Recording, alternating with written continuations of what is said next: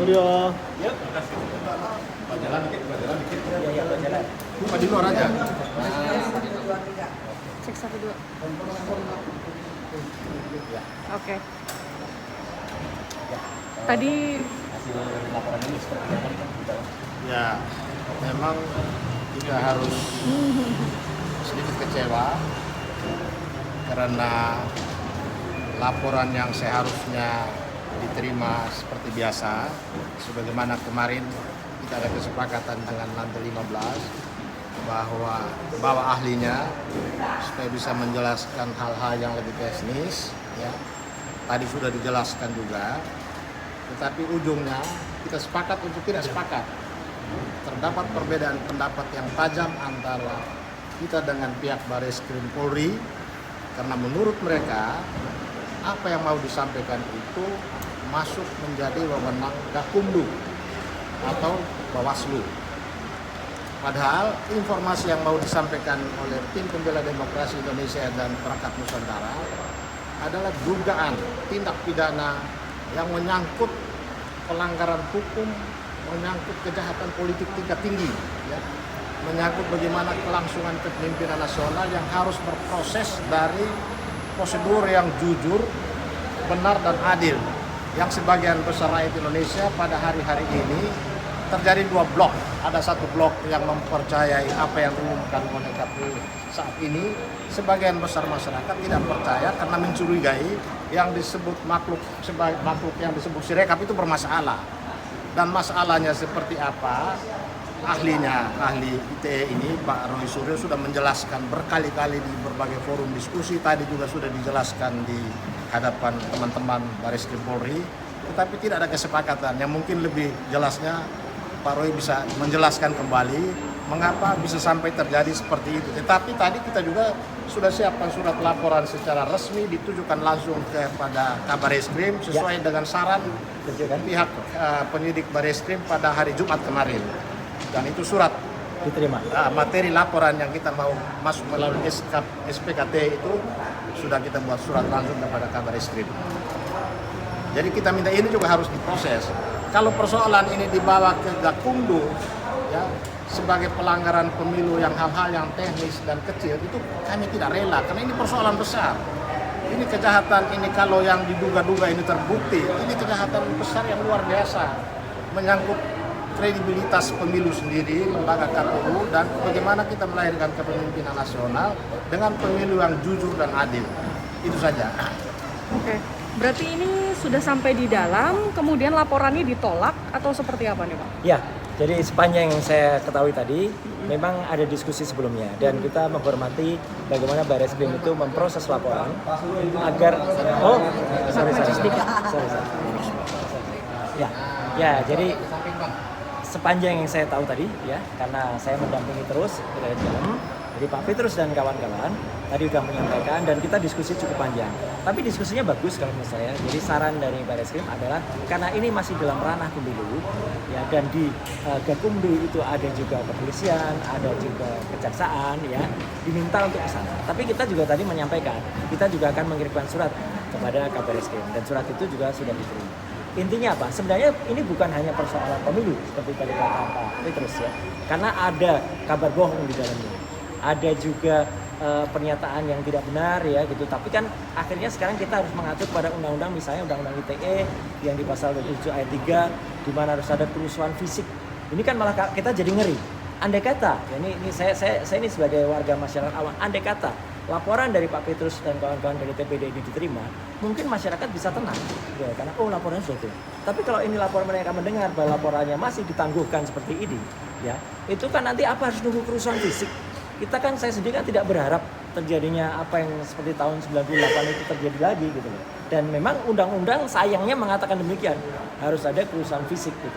Apa kita harus menunggu itu? Dan yang kedua adalah ada juga bukan hanya soal tapi misalnya soal pelanggaran undang-undang perlindungan data pribadi, soal server yang ada di luar negeri dan kemudian ada di dalam negeri, kemudian juga ada hal yang kita laporkan tentang Sirekap tentang orang-orang KPU sendiri. Jadi ini bukan sekedar pelanggaran pemilu, ya. Karena dalam pelanggaran pemilu itu ada 9 hal yang diatur, gitu ya. Termasuk misalnya ada caleg yang dia harus melaporkan suaranya, atau dia mengganggu proses di TPS, atau itu hal sangat mikro. Ini persoalan ini sangat makro sebenarnya, sangat besar untuk Republik ini. Jadi menurut saya, ya saya sekali lagi saya tidak berpretensi apa-apa, ya, tapi saya siap mendukung kalau misalnya nanti kami dipanggil lagi, misalnya surat dari ke Kabariskrem ini diproses, atau kemudian di Gakumdu laporan dari Pak Petrus ini dijalankan, ya saya siap untuk terus mendukung dan membantu supaya apa? Supaya agar tidak terjadi kerusuhan di masyarakat. Itu aja, ya. Jadi kita bongkar semuanya supaya yang salah juga akhirnya menjadi salah, bukan yang salah berlindung di balik undang-undang atau di balik kekuasaan. Saya kira tambahan saya. Kemarin tidak ada bukti, kekurangan bukti. Sekarang apa lagi? Bukti apa sudah dibawa, Bang? Sudah. Jadi buktinya lengkap, ada semua, termasuk ketika situs itu didaftarkan di Singapura, kemudian itu tidak diakui, ya. Salah satu komisioner KPU, ya, 2 minggu yang lalu dalam konferensi pers loh, ini di depan publik, yang konferensi pers waktu itu dia tidak menerima wartawan itu, ya, yang dia terus pergi gitu aja ngaci, dan itu kan dia menjelaskan tidak ada data di luar negeri. Itu salah besar, itu bohong gitu, ya, gitu. Kemudian alasan penolakannya apa ini, Bang? nah itu tadi Pak Petrus yang lebih mengerti. Ya, alasan itu. penolakannya bahwa ini masuk dalam ruang lingkup wewenang Gakumdu. Masih ranah Menurut pemilu. kami ini mengecilkan masalah. Karena isu yang kami bawa untuk diserahkan kepada Bareskrim ini adalah isu tentang sebagian besar masyarakat tidak percaya terhadap angka hasil penghitungan KPU yang sekarang mulai dari tanggal 14 Februari sampai sekarang kok sama. Ada dugaan bahwa itu manipulasi yang bersumber dari sirekap yang disebut-sebut yang diandalkan oleh KPU sekarang. Yang kedua, karena ini diyakini sebagai suatu hasil yang tidak betul, dan ini sudah menimbulkan ketegangan, masyarakat saling berhadapan-hadapan, bahkan nyaris terjadi perselisihan secara fisik. Tiap hari kita mendengarkan narasi-narasi yang menyeramkan di berbagai forum diskusi, tetapi Polri kita belum lihat mengambil langkah-langkah untuk meredam, mendamaikan, menciptakan suasana yang sejuk. Artinya Polri sekarang semakin jelas tidak akan menggunakan. Kami melihat bahwa mereka sudah tidak netral, dan kita minta tanggung jawab ke Polri. Saya sih menyarankan, Pak Polri ya. bicara bahwa ini adalah sesuatu yang menjadi perbedaan pendapat ini, berilah kepercayaan kepada Polri untuk melakukan penyelidikan dan kemudian memberikan penjelasan. Kalau Kapolri atau Kabareskrim menyatakan begitu, tentu masyarakat juga tenang. Ya. Tetapi selama ini kan kita tidak pernah dengar pernyataan-pernyataan itu. Sementara Bawaslu, DKPP, rakyat sudah tidak percaya. Karena mereka itu sudah sering kali diberikan putusan tentang pelanggaran etik yang diberi sanksi, peringatan keras terakhir berkali-kali. Siapa mau percaya mereka? Kita percaya Polri. Karena itu kita bawa persoalan besar ini ke Bareskrim Polri. Karena dia punya kekuasaan, dia punya kewenangan, dia punya sumber daya manusia yang hebat-hebat, yang bisa menyelesaikan ini mungkin cukup waktu 2 minggu penyelidikan. Ternyata apa yang disampaikan oleh KPU betul, dia katakan betul. Kalau tidak betul, dia katakan tidak betul supaya ditinjau kembali.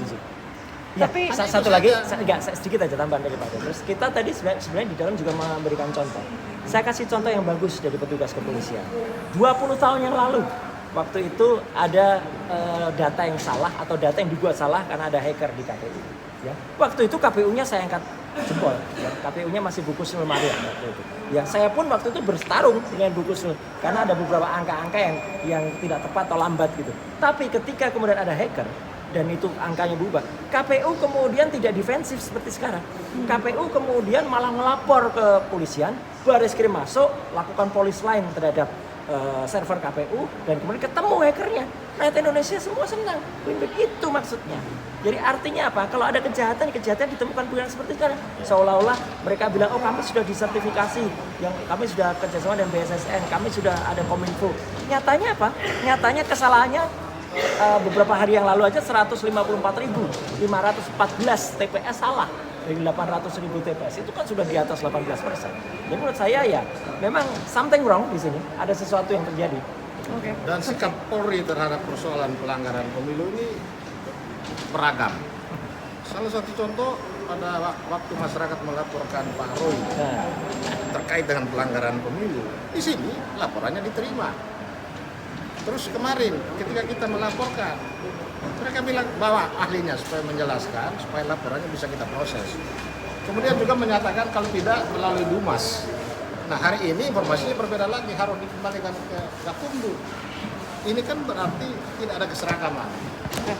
Pak, ini berarti setelah ini akan bergerak ke Gakumdu atau seperti apa ini kalau ditolak? Kita Langkah tidak punya selanjutnya. agenda ke situ. Agenda kami lebih percaya karena ini kasus besar, ya menyangkut masyarakat banyak yang sekarang terbelah dua. Hanya Polri yang bisa clearkan ini dan menjelaskan. Kita butuh penjelasan dari Polri. Dalam hal ini Kapolri atau Kabareskrim. Kalau ini dibiarkan terus sementara masyarakat ini berhadapan-hadapan, ada yang pro dan kontra, nah itu salah Polri, bukan salah kita. Kita dengan membawa ke sini supaya ada penyelidikan yang netral, hasil netralitas itulah diumumkan kepada masyarakat supaya pemilu ini damai. Pemilu kan belum selesai, karena Jadi proses akan penghitungannya tetap belum selesai. mengupayakan ke sini ya. Oke. Ya. Oke. Udah. Terima kasih. Yuk, terima kasih teman-teman. Itu